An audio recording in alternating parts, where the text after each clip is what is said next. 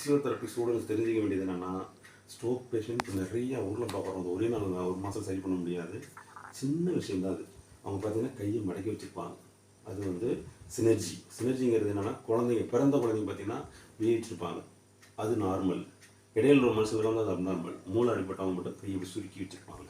சரிங்களா? பிரெயினுடைய ஆக்டிவ் அதான் synergy is abnormal. சரிங்களா? அது வந்து முக்கியமான சினர்ஜிங்கிறது ஒரு பிரெயின் பாதிப்பு அவங்களுக்கு வரும். இல்லைன்னா குழந்தைக்கு நியூ பார்ன் குழந்தைங்களுக்கு இருக்கும். அவங்க வளர அது குறைஞ்சிடும். அதுக்கு என்ன ட்ரீட்மெண்ட்? முதல்ல ஃப்ளெக்ஸார் செய்தனா கை இப்படி மடக்கி வச்சுருப்பாங்க. ஸ்ட்ரோக் பேஷண்ட் இப்படியும் வச்சுருப்பாங்க. ஃப்ளெக்ஸார் எக்ஸ்டென்சார் மிக்ஸ்டாக இருக்கும். சரிங்களா? அதனால் வந்து இப்படி இருந்தால் எக்ஸ்டென்சாரு, இது ஃப்ளெக்ஸாரு. எடுத்துறேன் 2 மினிட்ஸ் எடுத்துறேன். ரிலாக்ஸ். உடனே எடுத்துறேன். அதெல்லாம் வந்து இந்த சினர்ஜி பேட்டர் எடுத்துட்டேன். ஓகேவா? தேங்க்யூ. கொஞ்சம் கோஆப்ரேட் பண்ண வைக்கணும். பார்த்தீங்கன்னா ரிலாக்ஸாக இருக்கும். பாருங்க இந்த சினர்ஜி எப்படி சரி பண்ணுறது அப்படின்னா, கூல் காம் உடனே கொஞ்சம் எக்ஸசைஸ் பண்ணிட்டு நம்ம நடக்கலாம்.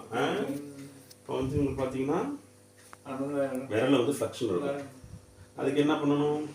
இது வந்து டென்ஷனை குறைக்கிறதுக்கு இந்த ஃபேஷியல் ரிலாக்ஸ் பண்ணுறது. வச்சிரு கூல் கை கொடுங்க. குட் தம்ஸ் அப் பண்ணுங்க. அழகா பண்ணுவார். நீங்க பண்ணுங்க. இப்படி தம்ஸ் அப் பண்ணுங்க. நம்ம நடப்போம். அதெல்லாம் முடியும். பண்ணுவார். அழகா பண்ணுவார். அதனால வந்து இந்த விரலை வந்து எப்படி லூஸ் பண்றதுன்னா ஜென்டிலா பண்ணணும். அவரை சொல்றாரு பாருங்க, கையை விடுங்க அப்படிங்கிறாரு. அவருக்கு எல்லாமே தெரியும். கொஞ்சம் மிக்ஸ் ஆகி வருது. கொஞ்சம் ட்ரைனிங் கொடுத்தா தான் பிரெயின் கன்சிஸ்ட் வரும். 2 மினிட்ஸ்.